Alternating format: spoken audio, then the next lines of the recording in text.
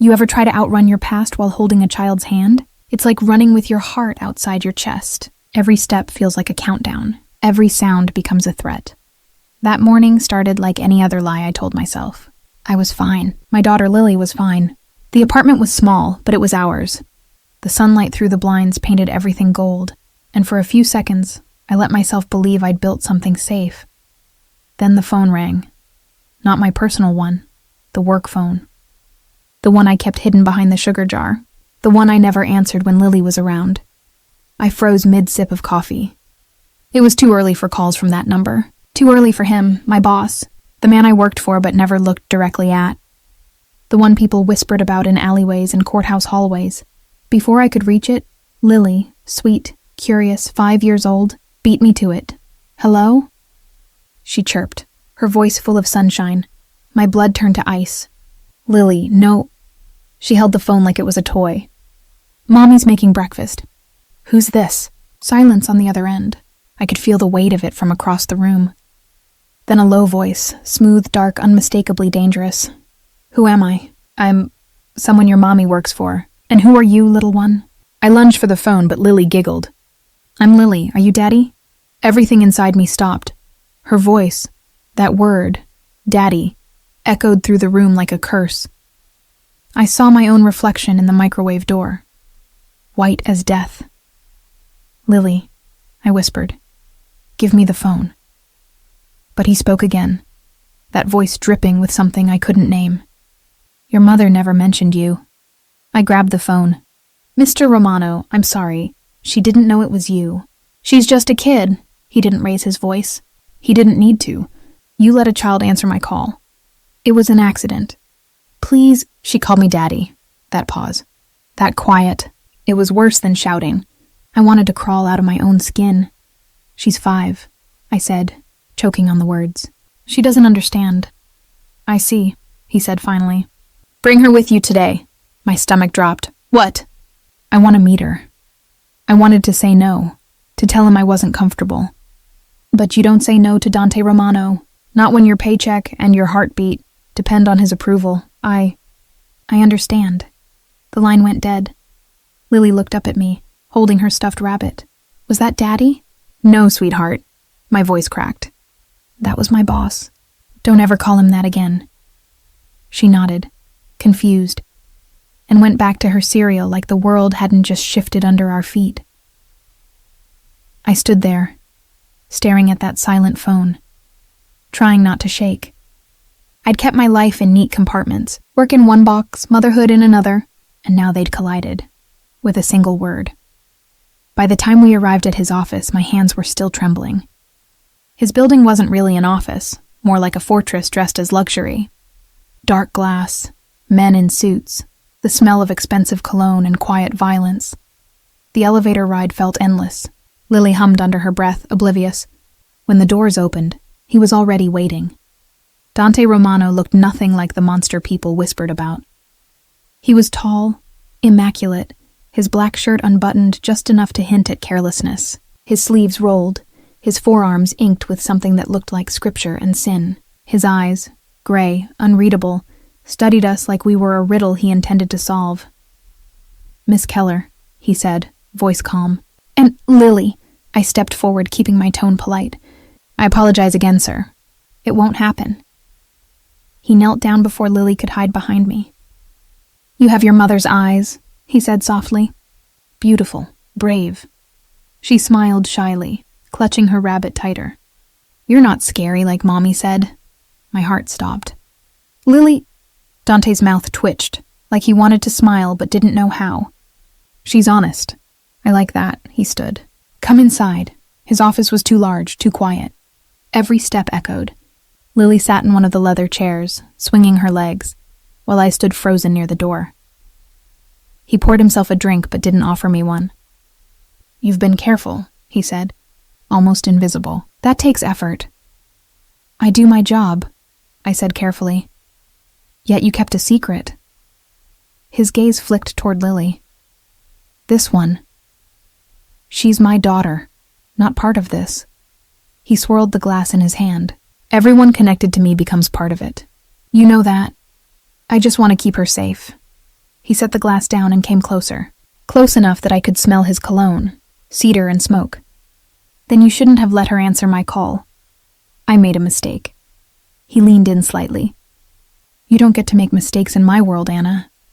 The way he said my name, like a warning wrapped in velvet, made my knees weak. I hated that he affected me at all. I'll fix it, I whispered. He tilted his head. You can't, but you can start by telling me who her father is. I froze. He's not in the picture. That's not what I asked. His voice was quiet, but I heard the threat in it. I looked down at Lily, who was watching the fish tank in the corner, giggling at the orange ones. I couldn't let him see fear. It doesn't matter who he was, I said finally. He's gone. For a moment, Dante just stared at me. Then he smiled, slow, knowing, dangerous. Then I guess I'll have to decide if that's a good thing. He dismissed me with a nod, like we'd just discussed the weather. I took Lily's hand and left, but his voice followed us out. She's a sweet girl, Anna. Keep your phone close tonight. That night I couldn't sleep. I sat by Lily's bed, listening to her soft breathing. Every creak of the apartment made me jump. When my phone buzzed at midnight, I nearly screamed. It was a message. From him. You left your wallet in my office. Don't worry. I'll have someone drop it off. My wallet was in my purse. I checked. It was right there. I stared at the screen, my heart hammering. Then, another message. She called me Daddy again in her sleep. I looked at Lily. Her lips moved faintly, her fingers twitching against the blanket. And then I heard it. Barely a whisper. Daddy? I pressed a hand over my mouth to keep from sobbing. He'd been there. Someone had. The next morning, there was an envelope taped to my door. No address, no note. Inside was a small silver necklace shaped like a key. Lily's name was engraved on the back. I knew what it meant. He wasn't asking for permission. He'd decided we were his responsibility now. And when Dante Romano claimed something, he never let it go. That was the moment I realized I wasn't working for the Mafia anymore. I was living inside it. And the man my daughter had accidentally called Daddy, he'd already decided to make it true. You ever realize too late that safety can be a kind of prison? I used to think I knew what danger felt like. The kind that made your heart race and your hands shake. But real danger isn't always loud. Sometimes it's silence, soft words, the illusion of protection. After that night with the necklace, I stopped pretending we could run. Dante sent a car the next morning, a black SUV that waited outside the building, engine idling like a threat.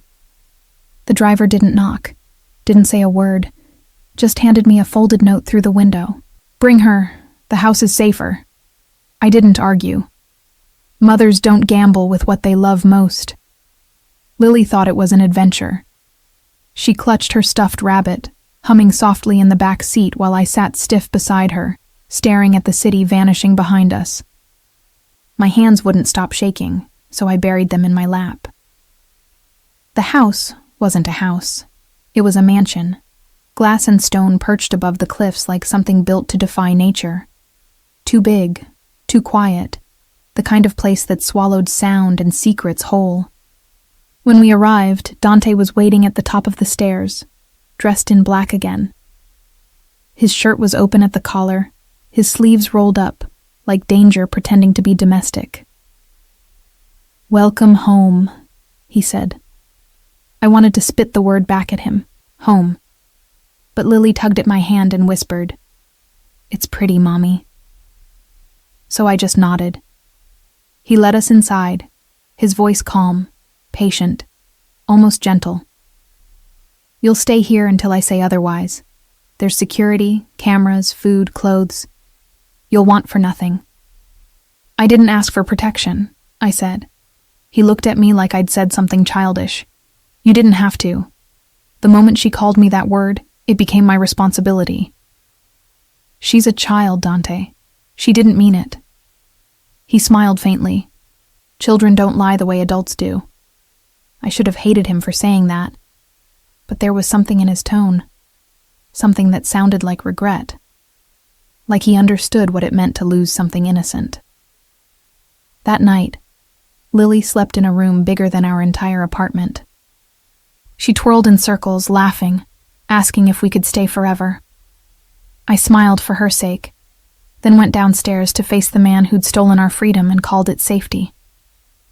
He was in the study, sleeves rolled up, tie loose, reading something under the soft light of a desk lamp. When he looked up, his eyes caught mine and held them there. "You should rest," he said. "I don't sleep well in cages." "This isn't a cage. It feels like one." He stood, slow, measured. "You don't understand what's coming. Then make me." He studied me for a long time before speaking. "Someone made a call last week, to the police. A name was mentioned. Yours." My chest tightened. I know you didn't." He stepped closer. "But they think you did. You're the weak link, the assistant who saw too much." I felt the floor drop from under me. He continued, his tone steady. "If they come for you, they come for her. That's why you're here. Because I don't let what's mine be touched." The word mine hit harder than the threat. "I'm not yours." He didn't argue, just looked at me with something unreadable and said, "You're here because I said you'd be safe. That's all." He turned away, ending the conversation like a command. For days, it was silence and routine. Guards outside, cameras everywhere, and Dante appearing at odd hours. At breakfast, on the terrace, in the hallways, always watching. Lily adored him. She'd run to show him her drawings, babble about her stuffed rabbit, ask if he wanted to play tea party. And he would. He'd sit on the floor in that expensive suit, holding a tiny plastic teacup, pretending to sip. Sometimes I'd watch from the doorway, my chest tightening in ways I didn't want to admit. Because there was something disarming about the way he looked at her, like he was seeing light for the first time. One afternoon, while Lily napped, I found him outside by the pool, staring at the ocean. I didn't mean to speak, but the question escaped before I could stop it. "Did you ever have a family?" His jaw flexed. "Once." "What happened?" He looked at me, and for the first time, his mask cracked. "My wife was pregnant. They came for me and found her instead." I swallowed hard. "I'm sorry." He nodded once. "So am I." The silence stretched. The ocean roared below, endless and cold. "Why tell me that?" I asked quietly. He shrugged. "You deserve to know who's protecting you." Protecting or owning? His eyes softened, just a fraction. "Do you really think I'd hurt you?" "I don't know what to think about you." He stepped closer, close enough that I could feel the heat of him. Then stopped thinking. For a second, I forgot how to breathe. I wanted to push him away. Instead, I whispered, "Lily needs me. That's the only reason I'm still standing." He nodded, eyes searching mine. "That's the only reason I trust you." The space between us pulsed like a live wire. Then Lily's voice echoed from inside, calling for me, breaking the spell. That night, I tucked her in and found a small note slipped under my door. It wasn't from Dante. It was from someone else. "He's lying. The call wasn't from the police. He's keeping you because of her." My heart pounded. I checked the hallway. Empty. I didn't sleep. At dawn, I went to confront him. He was in the kitchen, barefoot, shirt unbuttoned, reading something on his phone. He looked more human like that. Tired, unguarded. "Who sent that note?" he asked without looking up. My blood froze. "You saw it?" He finally met my eyes. "I see everything." "So it's true? You lied to me?" "I told you the truth that mattered." I slammed my hands against the counter. "You don't get to decide that." He didn't flinch. You're not ready for the whole picture. Try me. He sighed, set the phone down, and walked closer. The man who fathered your daughter, he's not gone. He's the reason you needed protection. The air left my lungs. No, he's dead. Not anymore. My voice broke. You're lying. Anna, look at me. His hand caught my wrist. He's been working with the same people who want me dead. He knows you're alive, and he knows about her. My knees went weak. Why would he? Because men like him don't lose, he said quietly. And you were the only thing he ever lost. I pulled my hand free. You should have told me. You wouldn't have stayed. Damn right I wouldn't have. He took a breath, the kind that sounded like restraint. Leaving now isn't an option. I turned to go, but his voice stopped me cold. They'll be here tonight. I froze. What? They found the house. My pulse thundered in my ears. Lily, she'll be safe, he said. I promise you that. He reached into his jacket and handed me a small gun. My hands trembled as I took it. I don't... You do now. The world blurred after that. Guards shouting, lights cutting through darkness. I remember Dante pulling me behind him, shouting orders, the sound of gunfire echoing through the halls. Lily screamed from somewhere upstairs. I ran before anyone could stop me. Found her crouched behind the bed, clutching her rabbit, tears streaking her face. It's okay, baby. I've got you, I whispered. But my voice was shaking. She looked past me, eyes wide. Mommy, he's hurt. I turned and saw Dante stumble into the doorway, blood soaking through his black shirt, eyes burning even through the pain. Go, he said. Now. I shook my head. I'm not leaving you. Anna. His voice was rough, final. They came for me. Don't let them take what's yours. He fell before I could reach him. Lily screamed again. I grabbed her, ran down the hall, through the broken glass and gun smoke. Outside, headlights cut through the night. I shoved her into the back seat of the car waiting at the gate. Drive, I shouted. The driver hesitated only a second before slamming the gas. As we sped down the cliff road, I looked back. The mansion burned behind us, his world collapsing in fire and fury. My hands were still shaking when Lily touched my cheek. Mommy, she whispered. Is Daddy coming too? My heart broke clean in two. I didn't answer. I just held her tighter. The last thing I saw before the flames disappeared behind the trees was his silhouette, standing in the ruin, refusing to fall. He'd kept his promise, but the cost of it was blood.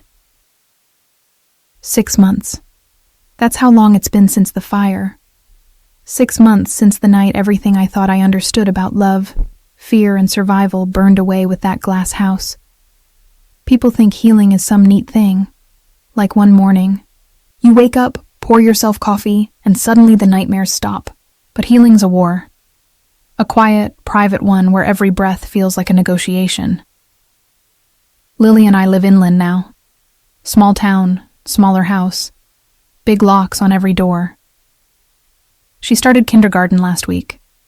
She laughs easily again, though she still sleeps with that stuffed rabbit tucked under her chin.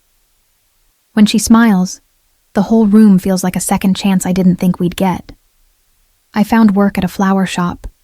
Normal hours, no secret phones, no men in suits shadowing the street. Sometimes I still catch myself checking the mirrors, waiting for black cars. But the silence now, real silence, feels strange. I don't talk about him, not to anyone. Not even to myself, most days.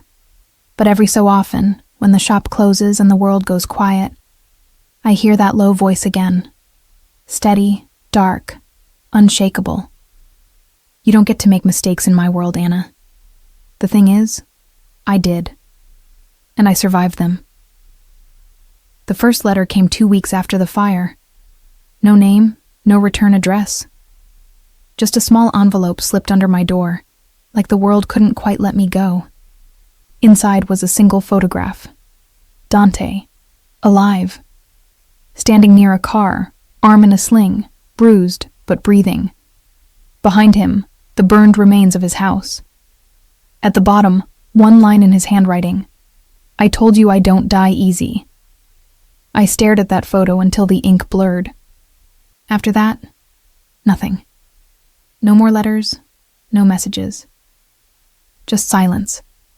Until last night. The shop was empty, lights low, the smell of lavender thick in the air. I was closing up when the bell above the door chimed. And there he was. Alive, different. The sharp edges were still there, the black shirt, the quiet authority. But the violence in him had cooled, like tempered steel. He looked at me like he'd been memorizing the thought of me every day we'd been apart. Anna, he said softly. My body remembered everything before my mind caught up. The nights, the fear, the electricity that used to ruin my sleep.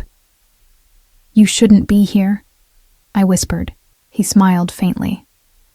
You said that last time. I didn't move. You're supposed to be dead. Supposed to be, he said, stepping closer. But death and I don't get along. I wanted to scream, cry, run, anything but what I did, which was stand there frozen while my heart betrayed me. What do you want?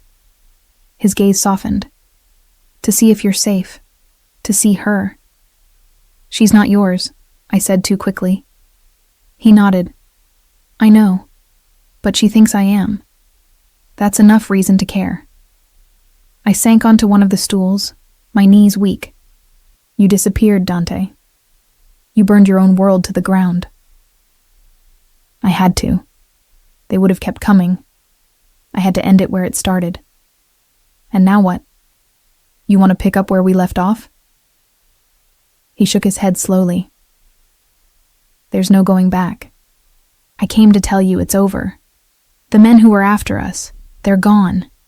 Every last one. You can stop running. I didn't realize I was crying until he reached out and brushed his thumb across my cheek. Don't, I said, pulling back. Don't make it harder. His voice was quiet. It doesn't have to be hard. Just real. For a moment, it was just us. The hum of the refrigerator, the faint scent of flowers, the weight of everything we'd lost. Then, from the back room, Lily's small voice. Mommy? She appeared in the doorway, holding her rabbit. Her eyes went wide when she saw him. Daddy! Before I could stop her, she ran straight into his arms. He froze, just for a heartbeat, then knelt and caught her, holding her like she was made of glass. I watched his face, how it softened, how the exhaustion melted for a second. You got taller, he said quietly. She nodded proudly. Mommy says I'm brave. She's right, he murmured. You are. I couldn't move. It was like watching two ghosts meet in daylight. When she finally went upstairs, he turned back to me. She's the only thing in this world that still makes sense. I crossed my arms. You don't get to say that. I don't want to take her, he said, voice steady. Or you. I just needed to see her once more before I disappear for good. Something broke in my chest. You always decide everything, don't you? He almost smiled. It's what kept me alive. I didn't ask you to survive. He looked down. I know, but you didn't ask me to save you either, and I did that too. The silence stretched between us, full of everything we never said. Finally, I whispered, You could stay. He shook his head. I'd ruin the peace you've built. You already did. That earned a faint laugh, real, tired, human. You're stronger now. I can see it. I had to be. He reached into his jacket and placed something on the counter. The silver key necklace. Lily's name still engraved on the back. I think it belongs with her, he said, I picked it up, the metal cool against my skin. What happens now? He hesitated. I clean up what's left. I disappear. You start over. I swallowed hard. That's it? Not quite. He met my eyes. I want you to remember something. What? He stepped close enough that I could feel his breath against my forehead. You were never a mistake. Then he turned and walked out. I didn't call after him. Didn't chase. Just watched him leave the way he entered my life. Quietly, like a storm fading into calm. For weeks after that, I half expected another letter, another shadow, another ghost of him at the corner of my days, but there was nothing. Until one morning, Lily came running into my room, holding a postcard. "It's from Daddy," she said, handing it to me. No return address, just an image of the sea. On the back, 3 words in his handwriting. Teach her peace. I stared at it until the ink blurred again. That night, after she fell asleep, I went outside and sat under the stars. The world was quiet, the kind of quiet I used to fear. Now it just felt honest. I thought about everything he'd destroyed and everything he'd saved. About the way his world had swallowed mine and somehow still left room for love to grow in the ashes. I used to think love was a promise, or a home, or a man who said he'd protect you. Now I know better. Love is the reason you survive the fire and still believe in the morning after. He was my storm, my ruin, my salvation. But he wasn't my ending. I'm not the woman who answered that phone anymore. I'm the one who lived through what came next. Sometimes when I walk Lily to school, I see black cars parked at a distance. Never the same one twice. Maybe he's watching. Maybe he's not. But I like to think he keeps his word. That he's out there somewhere, cleaning up what he once broke, making the world a little safer for the girl who called him Daddy by accident and meant it with her whole heart. And me? I keep my promise too. I teach her peace. I show her how to plant flowers, how to breathe through fear, how to sleep through thunder. I teach her that love isn't supposed to hurt, but sometimes it saves you in ways you don't understand until years later. The past doesn't haunt me anymore. It just hums quietly under my skin, a reminder of what it cost to get here. Some nights, I still hear his voice in my dreams. Not the dangerous one, the softer one, the one he used only once. You're safe now, Anna. Maybe he was right. Maybe safety isn't walls and locks. Maybe it's knowing you've already faced the worst and you're still standing. The fire took everything but the truth. And the truth is, I loved him. I shouldn't have. I still do. But love like that doesn't fade. It just changes shape. So I let it live where it belongs. In the quiet. In the safety we built from the wreckage. In the little girl who called a monster Daddy and taught him how to be human. That's the story I promised never to tell. And the reason I'm still here to tell it. If this story reached you, if you felt every heartbeat, every silence, every word she never meant to say, stay with us. Subscribe for more whispered confessions, more forbidden love, more stories that hurt before they heal.